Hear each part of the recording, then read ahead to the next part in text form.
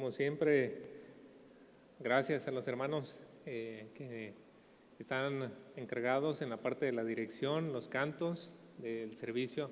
Siempre es muy grato para mí subirme al púlpito habiendo tenido ese tiempo para cantar al Señor, para alabarle, para preparar también nuestros corazones a Él y decirle: Señor, avívanos. ¿Y cómo va a avivar el Señor nuestros corazones si no es a través de su palabra? Cuando el Señor hable, también toque nuestros corazones.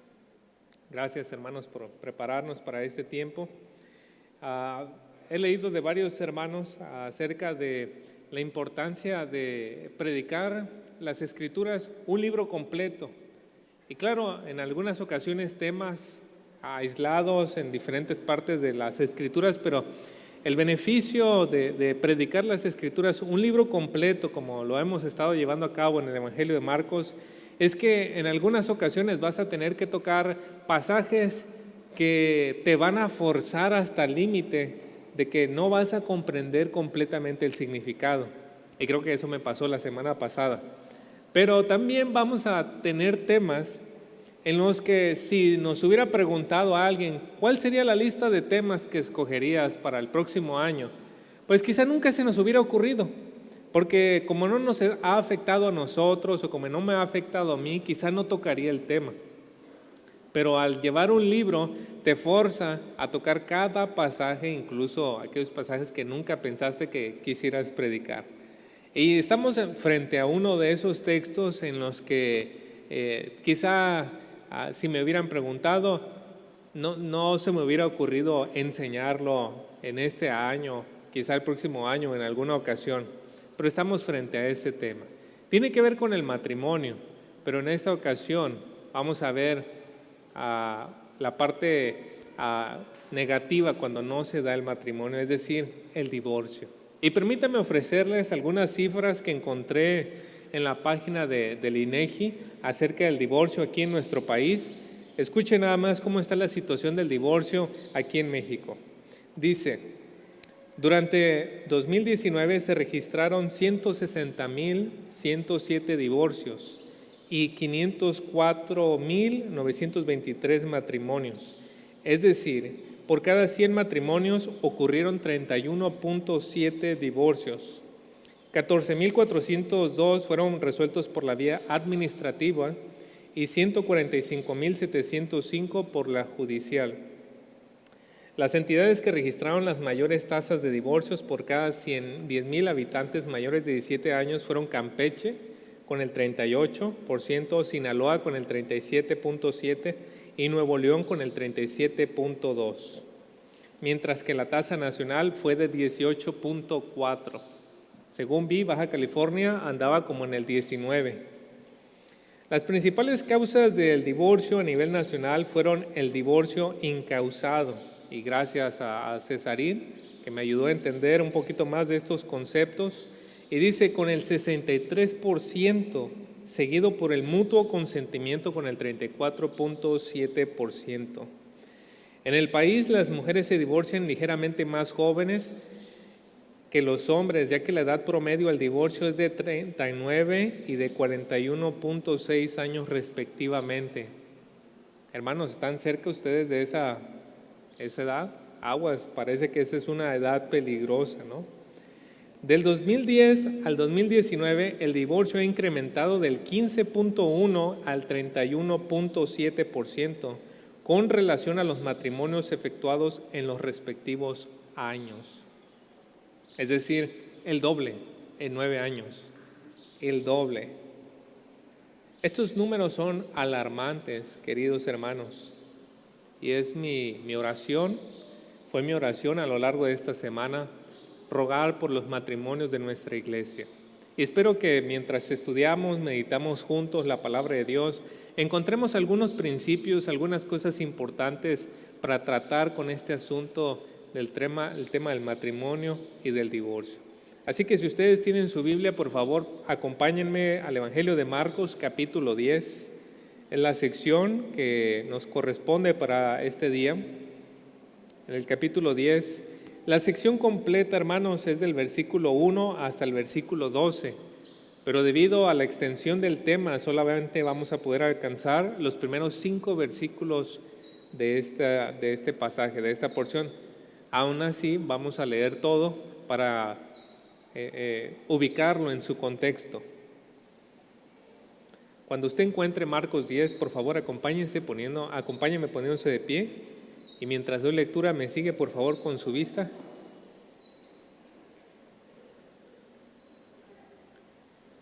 Dice así la palabra de Dios: levantándose de allí, vino a la región de Judea y al otro lado del Jordán, y volvió el pueblo a juntarse a él, y de nuevo les enseñaba como solía. Y se acercaron los fariseos y le preguntaron para tentarle si era lícito al marido repudiar a su mujer. Él respondiendo les dijo: ¿qué os mandó Moisés? Ellos dijeron: Moisés permitió dar carta de divorcio y repudiarla. Y respondiendo Jesús les dijo: por la dureza de vuestro corazón os escribió este mandamiento, pero al principio de la creación, varón y hembra los hizo Dios. Por esto dejará el hombre a su padre y a su madre, y se unirá a su mujer, y los dos serán una sola carne. Así que no son ya más dos, sino uno. Por tanto, lo que Dios juntó, no lo separe el hombre. En casa volvieron los discípulos a preguntarle lo mismo, y les dijo: cualquiera que repudie a su mujer y se case con otra, comete adulterio contra ella. Y si la mujer repudia a su marido y se casa con otro, comete adulterio. Oremos. Nuestro gran y poderoso Dios, sabio, sin medida, perfecto, fue su idea el matrimonio. Y es algo maravilloso con todo lo que conlleva. Nos asombra pensar en esto y nos sorprende también cuán fracturado está este mundo a causa de alejarse de los propósitos suyos en el matrimonio. Oh Padre, por favor, ayude a que nuestros matrimonios se mantengan con esa flama del amor encendida, para que podamos reflejar la unión más perfecta, la unión de Cristo con su iglesia. Bendíganos, oh Señor, que podamos aprender del ejemplo de Cristo también, ejemplo de sacrificio, de entrega por su novia, por su esposa, la iglesia. Guíenos, Señor, en estos pensamientos. Guíe, Señor, nuestro corazón. Guíe las familias y matrimonios aquí, Señor, para que podamos seguir creciendo, edificándonos, fortaleciéndonos juntos. En su nombre, Señor Jesucristo. Amén. Puede tomar su lugar.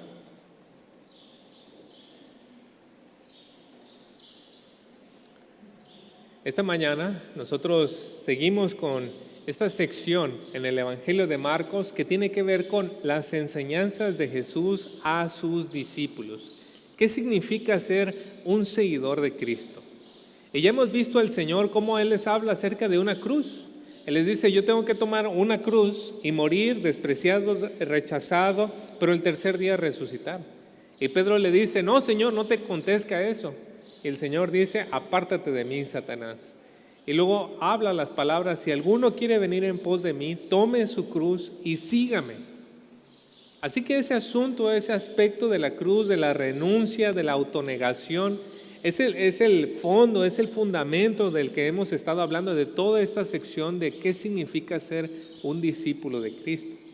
Y claro, hermanos, ese es el fundamento también sobre el cual nuestro Señor va a tratar el tema del matrimonio, el tema de la renuncia a uno mismo, el tema de la negación a uno mismo, el tema del amor hacia los demás.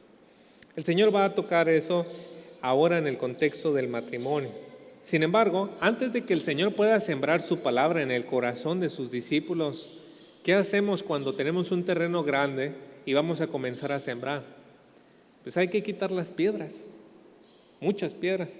Y luego hay que, a lo que he sabido, se tiene que pasar no recuerdo cómo se llama, para que el arado, para que abra el suelo, vaya arrancando raíces y vaya sacando piedras más enterradas. Y el Señor tiene que hacer eso para que pueda entonces sembrar la palabra en el corazón de sus discípulos de lo que significa ser un buen o lo que significa tener un buen matrimonio. Y esta es una realidad también para nosotros, hermanos. Hay muchos conceptos cerrados del matrimonio que hay que sacarlos. Hay ideas fáciles del divorcio que hay que quitarlas antes de que nosotros podamos comprender qué es lo que Dios tiene para los matrimonios. De modo que nosotros vamos a ver aquí en esta sección de los versículos 1 al 5 un acercamiento inapropiado al matrimonio. Usted puede ver ahí en el versículo 1 y 2 que dice que levantándose de allí, hablando de Jesús, vino a la región de Judea y al otro lado del Jordán y volvió al pueblo a juntarse a él y de nuevo les enseñaba como solía. Y se acercaron los fariseos, noten el acercamiento, y le preguntaron para tentarle si era lícito al marido repudiar a su mujer. Hemos visto a nuestro Señor pasar por los pueblos sanando a gente, pero la labor más importante o labor principal que el Señor hacía cuando iba a los pueblos era enseñar. Y aquí lo vemos haciendo eso mismo. Hace este viaje a la parte sur y se dedica a enseñar. La gente gustosamente va y le empieza a escuchar. Y casi siempre que nosotros hallamos la enseñanza y vemos al grupo de fariseos o saduceos, siempre tenemos que sospechar que no están allí porque quieren escuchar al Señor. Ellos están ahí para ver cómo pueden atraparle en alguna palabra. Y esta no es la excepción. Ellos están escuchando al Señor enseñar y quieren agarrarlo en una palabra, en una movida, en algo que Él dijera para atraparlo, desacreditarlo o hacerle alguna clase de mal. ¿Cuál era el asunto que ellos abordaron? Ellos hicieron la pregunta: ¿es lícito al marido repudiar, es decir, divorciar a su mujer? Hay quienes dicen que los fariseos tenían la intención de colocar a nuestro Señor en la misma posición que Juan el Bautista. ¿Recuerdan a Juan el Bautista?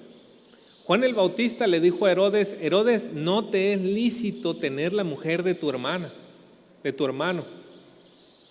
¿Y qué sucedió con Juan? Lo encarcelan, hacen una fiesta y lo decapitan. Y el Señor se encontraba justo en una zona donde Herodes tenía jurisdicción. Así que la pregunta bien podría tener la intención de que sacaran ese tema a la luz para poder acusar al Señor y que el Señor tuviera el mismo destino que Juan el Bautista, ser decapitado. Por otro lado, también tenemos que pensar que había cierta división acerca del tema del divorcio. Por ejemplo, estaban dos escuelas principales que enseñaban acerca del tema del divorcio a los judíos, y era la escuela de Gilel, una, y la escuela de Shammai, la otra. La escuela de Gilel era muy liberal en su trato respecto al divorcio. ¿Qué tan liberal? Era tan liberal que le permitía al hombre divorciarse de su mujer si ella quemaba la comida.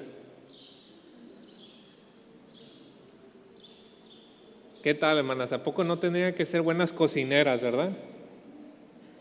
Recién casadas y ya todas unas chefs, ¿verdad? Bien. ¿Para qué? Para conservar el matrimonio. Bueno, la escuela de Gilel era así, permitía que el hombre se pudiera divorciar si su esposa quemaba la comida. Pero la escuela de Shammai era más estricta y ellos permitían el divorcio solo en caso de adulterio. Y aquí hay una nota nada más para considerarla. Siempre que se consideraba un divorcio en el tiempo de los judíos, era porque la gente podía volver a casarse. Cuando se efectuaba un divorcio era para que la persona tuviera la libertad de volverse a casar. No está como hoy el dilema de, bueno, me divorcié, si me puedo volver a casar o no, esto, el otro. En aquel entonces quien se divorciaba significaba te puedes volver a casar. Bueno, eso solamente hay que tenerlo en la mente. Pero viendo este panorama, hermanos, de la situación del divorcio, ¿qué debemos pensar que es el problema de los fariseos con la pregunta que hacen? ¿Cuál es el problema con ellos? Yo pienso que el problema con ellos es que ellos no están viendo el tema más importante. Están viendo un pequeño tema, pero no están viendo o no tienen una idea clara del tema más importante. ¿Y cuál es el tema más importante encima del tema del divorcio? El matrimonio. Si entiendes bien qué es el matrimonio, entonces muchos conceptos, muchas ideas del divorcio van a ser aclaradas. Pero ellos estaban sobre este asunto cuando no estaban entendiendo bien el panorama. Aún así, el Señor comienza con eso acerca del tema que ellos pusieron sobre la mesa. En el versículo 3 nos dice, Él respondiendo les dijo, ¿qué os mandó Moisés? Acerca del divorcio, ¿qué les mandó? Y noten, hermanos, la sutileza de esa pregunta. ¿Qué mandó Moisés? Bueno, lo que tendría que hacer yo es agarrar los primeros 5 libros de la Biblia y encontrar un mandato que Moisés haya dicho, si haces esto, debes divorciarte. Si pasa esto en tu matrimonio, debes divorciarte. Y si yo hiciera ese estudio, resulta que no encontraría ningún mandamiento así. No encontraría ningún mandamiento de, si esto pasa, debes. No. En lugar de eso, ¿qué vamos a encontrar? Hasta los fariseos lo reconocieron, versículo 4. Ellos dijeron, Moisés permitió, no mandó, permitió dar carta de divorcio y repudiarla. Permitió. Mucha diferencia entre mandar y permitir. ¿En dónde se basaron los fariseos para decir esta declaración? Probablemente en Deuteronomio 24, del 1 al 4, o lo más seguro es que allí, ¿verdad? Ahí en Deuteronomio, por favor, presten atención, también está aquí en la pantalla para que ustedes puedan ver cuál es verdaderamente el asunto con este pasaje. Deuteronomio 24, del 1 al 4 dice, cuando alguno toma una mujer y se casa con ella, si sucede que no le es agradable porque ha encontrado algo reprochable en ella y le escribe certificado de divorcio, lo pone en su mano y la despide de su casa, y ella sale de su casa y llega a ser mujer de otro hombre, si el segundo marido la aborrece y le escribe certificado de divorcio, lo pone en su mano y la despide de su casa, o si muere este último marido que la tomó para ser su mujer, al primer marido que la despidió no le es permitido tomarla nuevamente como mujer, porque ha sido menospreciada, pues eso es abominación ante el Señor. No traerás pecado sobre la tierra que el Señor tu Dios te da por heredad. No sé ustedes, pero ¿alcanzan a notar cuál es verdaderamente el asunto de Deuteronomio 24? Deuteronomio 24 no está enseñando acerca de cómo puedes o cómo se te permite divorciarte. El asunto con Deuteronomio 24 es regular una situación, un problema social dentro de Israel que ya está contemplando el divorcio. Regular que el marido que se divorció y la mujer que se casó con otro y se divorció no vuelva otra vez a casarse con el primer marido. Ese es verdaderamente el asunto de Deuteronomio 24. No el hecho de que se permita separarse por alguna causa, como dice allí, encontrar algo reprochable en ella. Entendiendo entonces cuál es el sentido, el significado, el propósito, la intención del escritor en ese asunto, debemos darnos cuenta que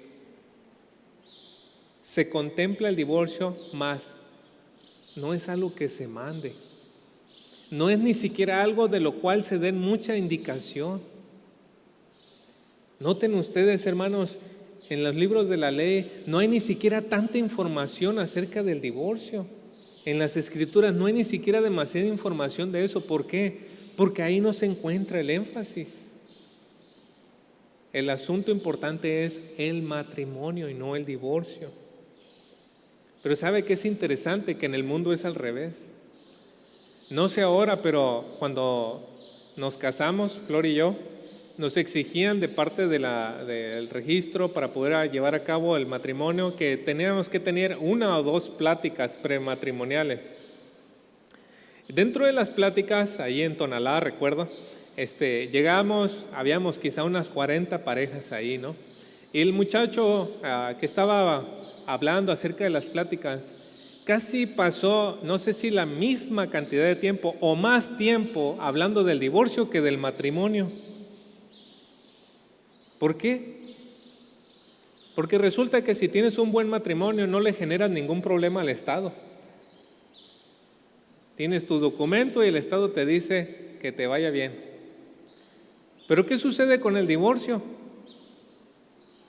Pues la patria potestad, la manutención, cómo se reparten los bienes, etcétera, etcétera. Le generas una serie de cosas, servicios, esto y lo otro al Estado, y por eso ellos tienen que aclarar cómo se van a separar. Y tal fue el caso que hasta un señor ahí en medio de la plática dijo, sí, no vale la pena entonces casarse.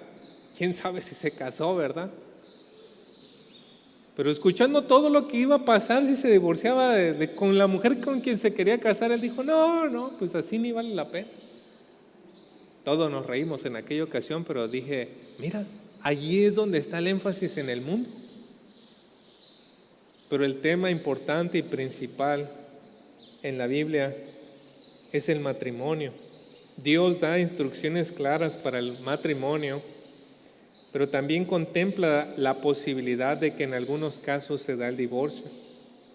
Por eso vemos en el versículo 5, y respondiendo Jesús les dijo, por la dureza de vuestro corazón os escribió este mandamiento, hablando de Moisés. De manera que el mandamiento de Deuteronomio 24 no debe considerarse ni siquiera un permiso, sino un intento de regular la necedad y la obstinación. Usted y yo sabemos que cuando se casa un hombre y una mujer delante del altar, escuchen Jonathan y Noemí, cuando se casa un hombre y una mujer delante del altar, se casa un pecador y una pecadora.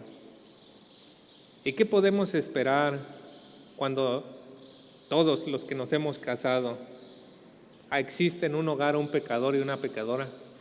Conflictos. Claro que sí, salvos por la gracia de Dios, limpiados por el Señor Jesucristo, todo, pero podemos esperar que en un matrimonio van a existir conflictos. Pero yo he querido ser muy observador, especialmente buenos matrimonios cristianos y no cristianos que llevan años, 30, 40, 50 años, y me he puesto a observar qué son aquellas cosas en esos matrimonios que los han ayudado a seguir así con ese gusto, con esa alegría, juntos, bien, aprendiendo, creciendo, desarrollándose. Y he encontrado estas cosas: fidelidad, paciencia y entrega. Estas 3 cosas: fidelidad, paciencia y entrega. Y esto lo puede tener cristiano o no cristiano: fidelidad, paciencia y entrega. El problema radica en muchos casos de divorcio que cuando alguien se quiere casar no los contempla como los valores más importantes sobre los cuales construir el matrimonio. Ves a la muchacha y se te hace la mujer más bonita del mundo, ves al muchacho y se te hace el más guapo del mundo, el que sí te comprende, que sí tienen buena química, y dices, me voy a casar. Y estas 3 cosas no son contempladas. ¿Y qué es lo que sucede? Que si no lo aprendes ya estando en la marcha del matrimonio, el matrimonio es un sufrimiento. Sin la fidelidad, hermanas y hermanos, sin fidelidad en el matrimonio, ¿se puede sostener? No lo creo. La fidelidad es muy importante. ¿Qué tal sin la paciencia? Sin la paciencia entre las dos partes. Porque siempre hay situaciones, hermanos. Los niños, primeramente, ¿no? Si hay un niño enfermo, si está el papá o la mamá enfermo, si tal circunstancia, si la casa, siempre hay situaciones que nos mueven de nuestro estado de comodidad, de nuestro confort. Y para que la pareja pueda sostenerse a través de esos tiempos, tiene que tener en mente paciencia. Esto no va a ser para siempre, quizá unos meses, quizá unos pocos años, pero vamos a tenernos paciencia el uno al otro. Pero un tercer ingrediente muy importante es el de la entrega. Un matrimonio difícilmente se va a edificar, se va a ayudar si no existe entrega de ambas partes.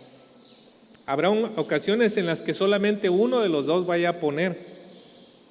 Y eso aún así puede andar el matrimonio, con uno solo que ponga por un cierto tiempo. Pero si existe la paciencia, entonces pronto los dos se integran y los dos se están entregando y el matrimonio sigue avante, sigue marchando. Yo por eso les digo, jóvenes, si no piensan profundamente tú y tu prometida acerca de la fidelidad, acerca de la paciencia y acerca de la entrega, todavía no estás en tiempo de casarte. Piensa, porque eso te va a ayudar para tener un buen matrimonio por un largo tiempo. El divorcio se asoma por la ventana cuando faltan uno de estos pilares en la casa, ¿no? Vemos en la ley de Moisés que se consideraban los divorcios no como algo deseable ni como algo permitido, sino como una realidad contemplada debido a la dureza del corazón. Y por la dureza del corazón debemos de considerar estas tres cosas: la falta de fidelidad, de paciencia y de entrega. ¿Dónde se encuentra la fidelidad, la paciencia y la entrega? En una sola virtud. La encontramos en el amor. Por eso, un matrimonio que yo vi que le estaban entrevistando, que llevaban 70 y tantos años de casados, y los dos viejitos bien agarrados de las manos, ¿verdad? Bien contentos los señores. ¿Y cuál es el requisito? Pues el amor, decían. El amor, pues qué simple se oye. Pero el amor conlleva varias cosas. Y por lo menos puedo pensar en esas tres esenciales: fidelidad, paciencia y entrega. Ahora, no son pocos los matrimonios que después de algunos años expresan que se ha acabado el amor. Y sobre este asunto, hermanos, hay que ser precisos a qué nos referimos. El amor es un sentimiento, y como todo sentimiento trabaja en conjunto con la voluntad y con el intelecto. Es como un engrane que se van moviendo juntos. Vamos a decirlo, que hoy quizá usted no se siente con mucho entusiasmo, pero por ahí recibe una llamada en su teléfono al finalizar el servicio. Usted ha estado un poco apagado en la semana, pero escucha: oye, ¿sabes qué? Que tu pariente fulano falleció y te dejó como el heredero de todas sus propiedades. Dígame si usted va a seguir sin entusiasmo después de esa llamada. No, inmediatamente usted va a estar contento, va a estar feliz. ¿Por qué? Porque algo sucedió en el intelecto que afectó la emoción. Lo mismo puede pasar si, por ejemplo, usted recibe una llamada diciéndole que un pariente, un ser querido suyo falleció, y usted en ese momento dice: mi familia va a necesitar a una persona fuerte en esas circunstancias.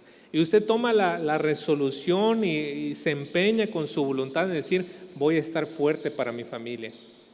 A pesar de que el sentimiento pueda ser de tristeza, la voluntad va a influir para que ese sentimiento no sea de suma tristeza. Así que el intelecto y la voluntad influyen mucho en el sentimiento. En el amor ocurre algo similar. Los matrimonios que dicen que se les acabó el amor son aquellos que han recibido mucha influencia negativa de pensamientos y la negativa de responder apropiadamente a los problemas. Y como podemos ver en esa idea, que se acabe el amor en un matrimonio no es solamente asunto de la pareja, también es asunto de uno. ¿Qué hace uno con los pensamientos y qué tanto empeño le sigue poniendo a la relación? Con los problemas, el matrimonio comienza a alimentarse de pensamientos que van debilitando la voluntad para seguir amando. Y a ese caldo le debemos de agregar nuestros temores, la crianza que recibimos y otra cantidad de presiones externas. Es entonces que el matrimonio se convierte como en una jaula de leones, ¿verdad, hermanos? Un vampiro que succiona tu vitalidad, una pesadilla de la cual no te puedes despertar. Se sufre mucho en un matrimonio donde no hay amor, porque en el matrimonio uno le brinda toda la confianza a una sola persona que no tiene nadie más en la tierra. En el matrimonio tú le abres tu corazón con aquella persona que te casaste y te vuelves alguien vulnerable.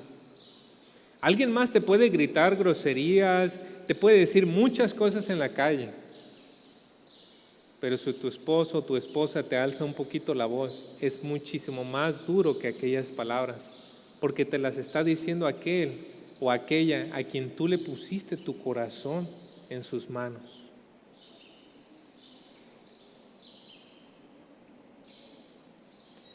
Cuando el amor empieza a deteriorar en ambos, empiezan a experimentar un ciclo de ofensas y heridas, acelerando que el amor se apague por completo. Pero no solo se apaga, hermanos, también se empiezan a crear mecanismos de defensa para no dejar de lastimar a la persona y no volver a ser vulnerables ante ella. Y de esta manera es que los matrimonios llegan a endurecer sus corazones con la única esperanza de que divorciarse será lo mejor que les pueda llegar a pasar. Nuestro Señor en una simple declaración deja ver la causa de que hubiese una regulación en el divorcio en la ley de Moisés, y Él dijo, por la dureza de los corazones. ¿Cuántos divorcios se evitarían si los matrimonios aprendieran que amar con fidelidad, con paciencia y con entrega los ayudaría a sobrellevar todo? Quiero decirle que si su matrimonio está perdiendo el amor y usted no tiene los pensamientos ni la voluntad apropiada para avivarlo, usted va de camino a la separación y posiblemente el divorcio. Se leen fácil en las estadísticas del INEGI, ¿no? 160 y tantos mil divorcios, pero solamente un solo número de esos, ¿cuánto dolor causa en una familia? ¿Cuánto dolor causa cuando el hombre se separa de su mujer? Cuando los niños entonces tienen que vivir esa experiencia, ver a su madre sufrir, ver a su padre hablando mal de ella o ella de él, y toda esa situación del dinero y todo eso, y los hijos sufriendo de por medio. Un solo caso de divorcio de ese INEGI, de la estadística, es sumamente horrible. Y estamos hablando de 169,000 al año, 2019. Nuestra sociedad está fracturada, dolida, lastimada por esa situación, hermanos. El divorcio es una situación bastante difícil. Con todo, existen ciertas circunstancias que abren la discusión también al tema del divorcio. Hay algunas circunstancias que se nombran en las Escrituras como algunos les llaman salvedades para el divorcio. Por ejemplo, Mateo 5, 31 al 32 dice: también se dijo, cualquiera que repudia a su mujer que le dé carta de divorcio, hablando a nuestro Señor, pero yo os digo que todo el que repudia a su mujer, a no ser por causa de infidelidad, y aquí la palabra es una palabra más general, es la palabra porneia, donde viene la palabra pornografía, y es inmoralidad sexual, porque no solamente es el hecho de que sea adúltero o sea adúltera con otro, con un hombre, no, abarca una gran gama de inmoralidades sexuales. Entonces, si hay alguien ahí, hay esa salvedad y dice, a no ser por causa de infidelidad, la hace cometer adulterio, y cualquiera que se casa con una mujer repudiada comete adulterio. También 1 Corintios 7:15 dice: sin embargo, si el que no es creyente se separa, que se separe. En tales casos el hermano o la hermana no están obligados, sino que Dios nos ha llamado para vivir en paz. Hay quienes dicen entonces que el abandono y la inmoralidad sexual son causas, son salvedades para que exista el divorcio. Hay quienes dicen no existe el divorcio por ningún motivo, por ninguna razón, pero cada una de estas opiniones tiene más dudas que se tienen que contestar. Por ejemplo, ¿qué hay, si una mujer es violentada por su esposo? ¿Puede casarse? ¿Puede divorciarse? ¿O qué hay en el caso de aquellos que dicen que no se pueden volver a casar?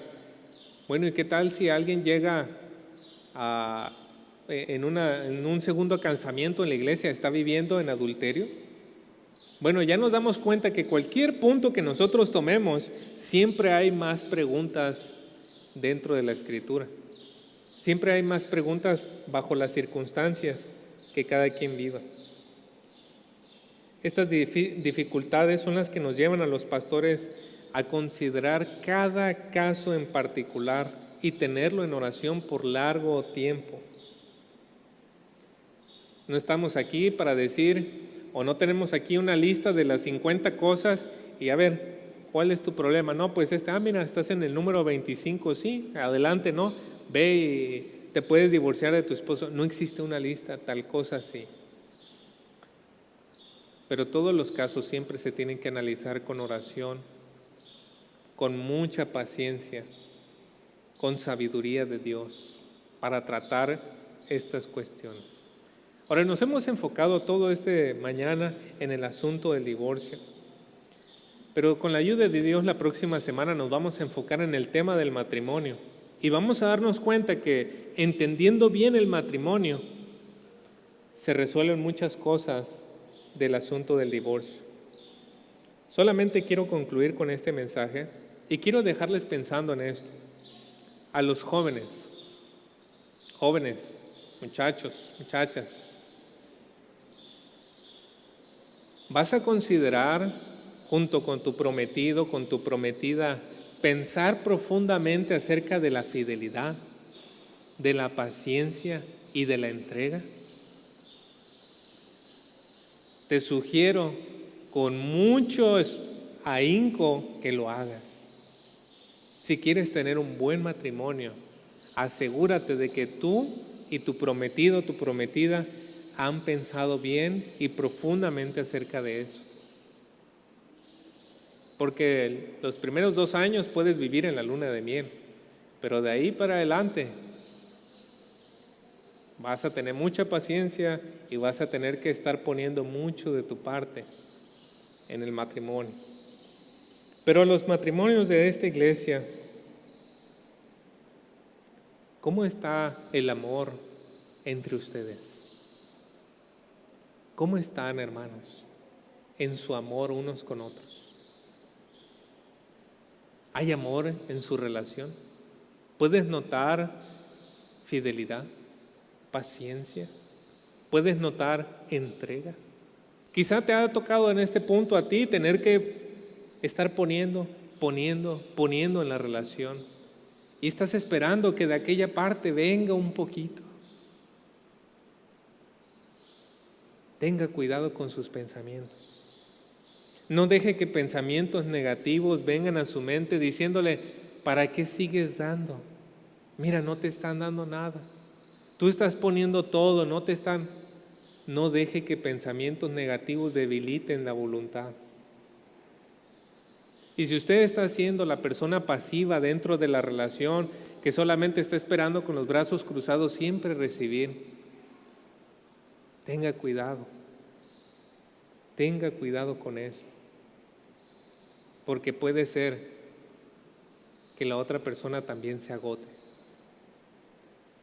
La relación se tiene que construir entre los dos, y entre los dos e internamente avivar el amor. ¿Y cómo vamos a avivar el amor? Pastor, han pasado años, hace mucho que ese sentimiento nos ha abandonado. Bueno, el fruto del Espíritu es amor. Y si usted le dice al Señor, Señor, dame amor, Él se lo va a dar. Él le puede dar el amor para que su relación de matrimonio no tenga que ser una jaula de leones, hermanos.